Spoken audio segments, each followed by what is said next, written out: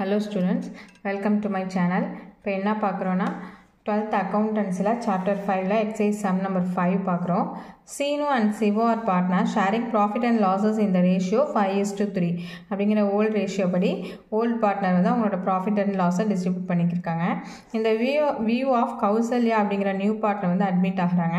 அப்போ எதனாலாம் டிசைட் பண்ணுறாங்க அப்படின்னா to increase the value of buildingோட வேல்யூ வந்து இன்க்ரீஸ் ஆகுது.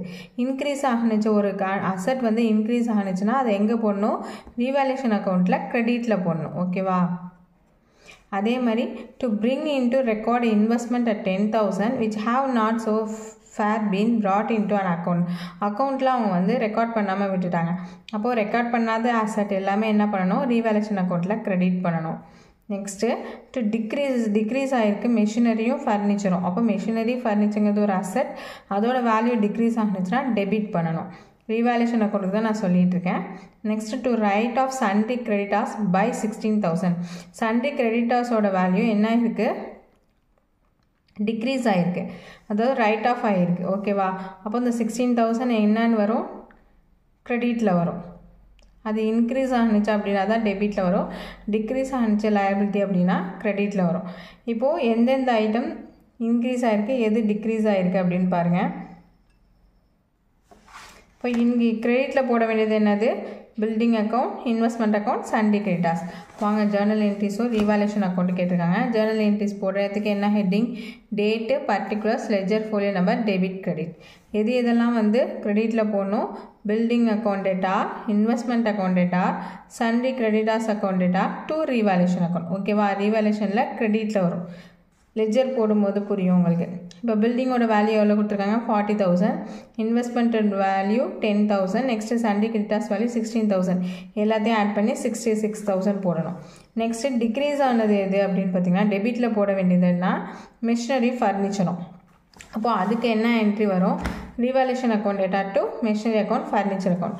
மிஷினரிக்கு என்ன வேல்யூ கொடுத்துருக்காங்க, 14,000. ஃபர்னிச்சருக்கு 12,000. ரெண்டுத்தையும் ஆட் பண்ணிங்கன்னா 26,000 ரீவேல்யூஷனில் போட்டுடணும். ஓகேவா? இது ரெண்டுத்தையும் போட்டுட்டு ப்ராஃபிட்டாக லாஸா அப்படின்னு சொல்லிட்டு கண்டுபிடிக்கணும். அது கண்டுபிடிக்கிறதுக்கு நீங்கள் ரீவேல்யூஷன் அக்கௌண்ட் போட்டால் தான் உங்களுக்கு புரியும். பாருங்கள், ரீவேல்யூஷன் அக்கௌண்ட் டெபிட் கிரெடிட் கொடுத்துட்டு பர்டிகுலர்ஸ் ருபீஸ். இப்போது கிரெடிட்டில் என்னென்னலாம் வரும் அப்படின்னு சொன்னால் ரீவேல்யூஷனில் by building account, by investment account, by sundry creditors account. ஓகேவா? இது எல்லாம் வந்து இன்க்ரீஸ் ஆகிருக்கு. இன்க்ரீஸ் ஆகிடுச்சுன்னா கிரெடிட் சைடு ரீவேல்யூஷன் அக்கௌண்ட்டில் வரும்.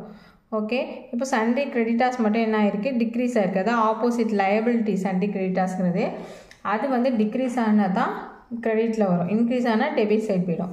இப்போது இதோட வேல்யூ என்ன, 40,000 பில்டிங்க்கு, இன்வெஸ்ட்மெண்ட்டுக்கு 10,000, நெக்ஸ்ட்டு சன்ட்ரி கிரெடிட்டார்ஸ் வந்து 16,000. அதே மாதிரி எதெல்லாம் டிக்ரீஸ் ஆகிருக்குன்னு பார்த்தீங்கன்னா மெஷினரி வேல்யூ, ஃபர்னிச்சர் வேல்யூவும் டிக்ரீஸ் ஆகிருந்துச்சு, டெபிட்டில் வரும். அதெல்லாம் 14,000, 12,000. லயபிலிட்டிஸ் எதுவும் இன்க்ரீஸ் ஆகிடுச்சுன்னா அது டெபிட் சைடு தான் வரும், லயபிலிட்டிஸ் வேறு ஒன்றும் கொடுக்கல. இப்போ டோட்டல் பண்ண வேண்டியதான், எந்த சைடு அதிகமாக வருதுன்னு பாருங்கள். கிரெடிட் சைடு தான் அதிகமாக வரும், 40,000, 10,000 + 16,000 எல்லாத்தையும் ஆட் பண்ணிங்கன்னா 66,000 வரும். இந்த 66,000லேருந்து 14,000 + 12,000 26,000 மைனஸ் பண்ணிங்கன்னா 40,000 வரும். இந்த ப்ராஃபிட் இது வந்து இந்த சைடு இருக்கிறதுனால நமக்கு ப்ராஃபிட் வந்திருக்கு.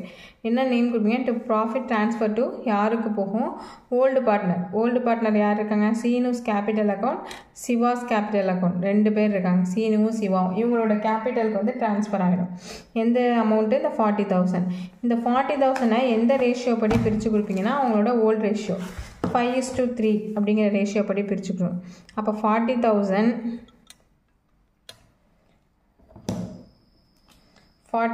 into 5/8, 40,000 into 3/8. இந்த 5/8 3/8 எப்படி இருந்துச்சுன்னா அவங்களோட ரேஷியோ 5:3. அப்போ 5 + 3 8, அதனால் 5/8 3/8. இதை கேன்சல் பண்ணிங்கன்னா 8 5s 40, 0 0 0, 5 5s 25. அப்போ 25,000 சீனுக்கு கொடுத்துடணும். இந்த மாதிரி 8 5s 40, 0 0 0, 5,000 into 3 15,000 வந்து சிவாஸ் கேபிட்டல் அக்கௌண்ட்டு கொடுத்துக்கணும். ரெண்டத்தையும் ஆட் பண்ணிங்கன்னா 40,000 வரணும். இப்படி தான் ஓல்டு பார்ட்னருக்கு பிரித்து கொடுக்கணும். இந்த ப்ராஃபிட்டுக்கான ஒரு ஜேர்னல் என்ட்ரி போடணும். அந்த ப்ராஃபிட்டுக்கு என்ன இருந்துச்சுன்னா என்ன ஜேர்னல் என்ட்ரி வரும், revaluation account data to Seenu's capital account to Siva's capital account அப்படின்னு போடணும். எவ்வளோ ப்ராஃபிட் கிடச்சிச்சு, 40,000 நமக்கு கிடச்சிருக்கா. அந்த 40,000 எப்படி பிரிச்சிருக்கோம், 25,000 + 15,000 பிரிச்சிருக்கோம். 40,000 சீனுக்கு 25,000 + சிவாக்கு 15,000. ஓகேவா, இப்படி தான் அமௌண்ட்டை வந்து டிஸ்ட்ரிபியூட் பண்ணோம் அவங்களோட ஓல்டு ஷேர் படி. ஓகே, தேங்க்ஸ் ஃபார் வாட்சிங்.